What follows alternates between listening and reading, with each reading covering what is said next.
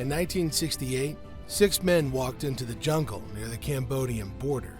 They carried no identification, no dog tags, no unit badges. Nothing could prove they were American soldiers. They would spend the next 5 days within arm's reach of thousands of enemy soldiers. They couldn't call for backup. They couldn't build a fire. If they were compromised, the nearest friendly forces were hours away by helicopter. So what did they carry? Everything they needed to survive and fight weighed roughly 90 pounds per man. But every single ounce of that weight was a calculated decision between life and death. LRRP, LRRP, stands for Long Range Reconnaissance Patrol, but the soldiers who ran these missions rarely used the official name. They called themselves LRRPs. Their job was simple to explain and nearly impossible to execute. Small teams of 4 to 6 men would insert deep into enemy-controlled territory, sometimes staying out for 5 to 7 days. They gathered intelligence, counted enemy troops, and reported back everything they saw. But their mission profile created a fundamental problem. See, regular infantry could call in reinforcements, artillery, and air support within minutes. A LRRP team couldn't do that. If they got into a firefight, they were on their own until a helicopter could reach them. This meant every piece of gear had to serve a purpose, because every extra ounce slowed them down when running meant the difference between extraction and annihilation. Before every mission, teams had a ritual. They would fully load their rucksacks and web gear, then jump up and down while their teammates listened for any noise. A single metallic clink from a loose buckle could give away their position. Everything that made sound got wrapped in electrical tape. The heart of a LRRP team's firepower was the CAR-15, also designated as the XM177E2. This was a shortened version of the M16, featuring a collapsible stock and a 10-inch barrel that made it easier to maneuver through dense jungle vegetation. Now here's what most people don't realize. Only about 3,300 of these weapons were ever produced. Almost all of them went to Special Forces and LRRP units. Regular infantry carried the full-size M16A1. John Stryker Meyer, a MACV-SOG team leader who ran covert recon missions across the fence in Laos and Cambodia, described his ammunition load in detail. He carried 34 20-round magazines, but each magazine only held 18 rounds, not the full 20. Why leave rounds out? The magazine springs would weaken over time when fully compressed. Loading 18 rounds reduced tension on the spring and prevented feeding failures during firefights. Those 2 fewer rounds per magazine can mean the difference between a weapon that fires and one that jams when you need it the most.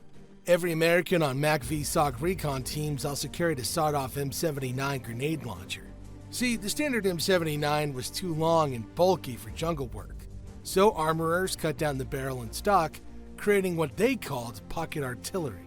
It fired 40mm rounds, including high explosive, buckshot, and flechette rounds for close quarters encounters. And then came the hand grenades.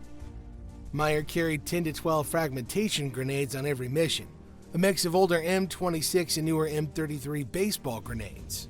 He also carried V-22 mini grenades, CS gas grenades, and colored smoke for signaling aircraft.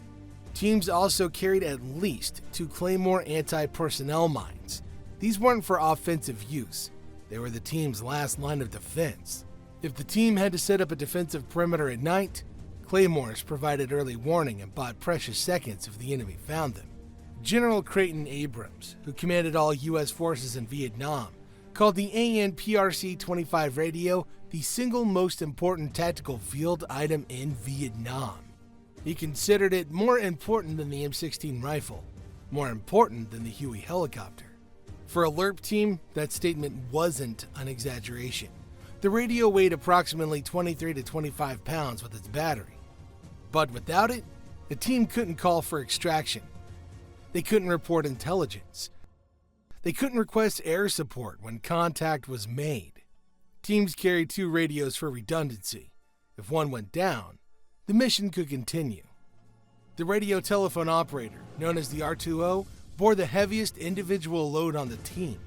On top of his weapons, ammunition, and supplies, he carried the radio plus 4 spare BA-4386 batteries, each weighing about 4.5 pounds.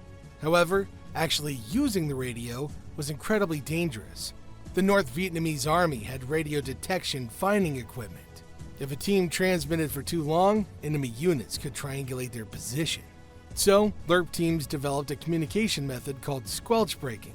Instead of speaking, they would key the handset and break squelch in a pattern. 1 click meant yes, 2 clicks meant no, 3 clicks meant enemy contact. This allowed communication without transmitting voice that could be intercepted or traced. In deep valleys or under heavy jungle canopy, the standard whip antennas sometimes couldn't reach aircraft overhead. Teams carried copper wire spools to construct improvised jungle antennas. They would string wire high into the trees to extend their range. With a proper antenna setup, the PRC-25 could reach aircraft up to 17 miles away. Regular Army units in Vietnam ate sea rations, the heavy cans of pre-cooked food that had been standard issue since World War II. A single day's worth of sea rations weighed about 5.5 pounds. For a 5-day LRRP mission, that would be nearly 28 pounds of food alone. That weight was unacceptable. In 1966, the U.S. Army introduced the LRRP ration, specifically designed for long-range patrol teams. These were freeze-dried meals packed in foil pouches. Each packet weighed only 11 ounces and provided roughly 1,100 calories. But there was a significant trade-off. LRRP rations required about 1.5 pints of water to reconstitute. Unlike sea rations, you couldn't heat them. Cooking fires were strictly forbidden because the smoke and smell would give away the team's position. A man on patrol needed a minimum of 2 quarts of water per day just to survive in Vietnam's heat. LRRP team members carried between 4 and 8 1-quart canteens, depending on expected water availability in their area of operations. 8 full canteens weighed over 18 pounds. Just water. Teams carried iodine purification tablets for refilling canteens from streams. However, the tablets left a bitter chemical taste that became increasingly unpleasant over a multi-day patrol. As Meyer put it bluntly, I preferred to go hungry instead of running out of ammo. When weight limits forced choices, ammunition always won. Medical supplies were distributed across the entire team, not concentrated with one medic. Every man carried morphine syringes for pain management. If a wounded man received morphine, the empty syringe was pinned to his collar. This told medevac exactly what medication had already been administered. Each team member also carried a pill kit containing dextroamphetamine for staying alert on extended patrols. They also had antibiotics, anti-malarial tablets, anti-diarrheal medication, and codeine for pain. Now, one item might seem a little strange: cough syrup. But suppressing a cough at night could literally save the entire team's life. A single involuntary cough in the darkness could bring enemy soldiers running. For severe wounds involving blood loss and shock, teams carried serum albumin with IV sets. The blood volume expander could keep a wounded man alive long enough to reach a field hospital. Navigation also required redundancy. Teams carried 3 Landsat compasses distributed among different team members. If one man went down, the rest of the team could still navigate. Maps were printed at a 1 to 50,000 scale. The plastic wrapping from PRC-25 battery packs served as improvised waterproof map cases. For extraction, teams carried 3 SDU-5E strobe lights. But flashing a strobe in open jungle would be visible to enemy forces for miles. The solution was simple and ingenious. They placed the strobe inside an M79 grenade launcher barrel. The barrel directed the flash straight up. Only aircraft directly overhead could see it. The iconic tiger stripe camouflage was never officially issued by the US military. It was originally a South Vietnamese pattern with at least 19 documented variations. American LRRP and Special Forces soldiers acquired tiger stripes through barter, theft from ARVN supply depots, or by paying Vietnamese tailors to make custom uniforms. For MACV-SOG teams running missions across the fence in Laos and Cambodia, uniforms were completely sterile. This meant no rank insignia, no name tapes, no unit patches, no dog tags, nothing with any personal information whatsoever. If a team member was killed or captured, the US government needed plausible deniability. American soldiers weren't officially operating in these countries. Standard jungle boots included steel shank plates designed to protect against punji sticks, the sharpened bamboo traps that the Viet Cong planted along trails. Now, one detail that surprises many people.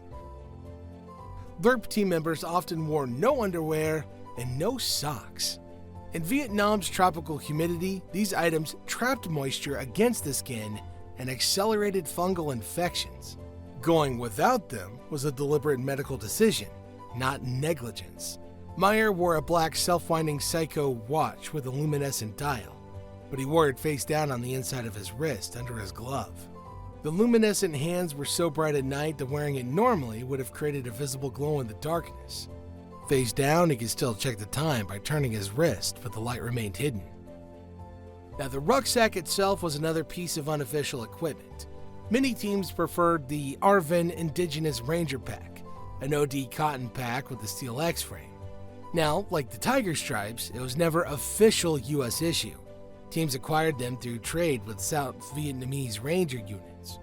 Some units, like the 173rd Airborne LRRPs, used frameless Vietnamese soft canvas packs specifically for noise reduction. The metal frame of standard packs would creak and groan under load. The soft pack was quieter, but transferred more weight directly to the shoulders. The appropriate loadout for a LRRP team member broke down like this. A Car-15 with sling weighed 6 pounds. 34 magazines loaded to 18 rounds each added 24 pounds. A sawed-off M79 with 12 rounds came to 8 pounds. 10 to 12 hand grenades weighed 15 pounds. 2 Claymore mines added 7 pounds. 6 to 8 canteens with water meant 14 to 18 pounds.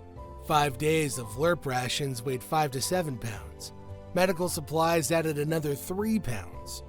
And the rucksack, web gear, and clothing came to 8 to 10 pounds.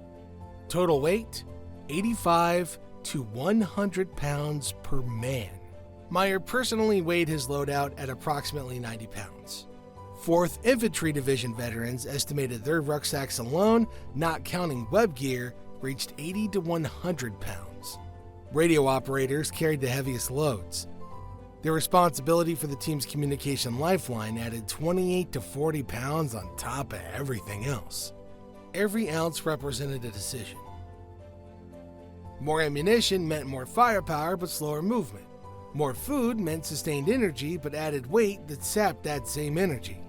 More water meant survival in the heat but made running nearly impossible. LRRP teams resolved these trade-offs with a simple priority hierarchy. Ammunition first, communication second, water third, everything else last. They carried enough to fight their way out of an ambush and survive long enough for helicopters to reach them. Nothing more, nothing less. These small teams, operating behind enemy lines with no support and no margin for error, gathered intelligence that saved countless American lives. The gear they carried was more than equipment.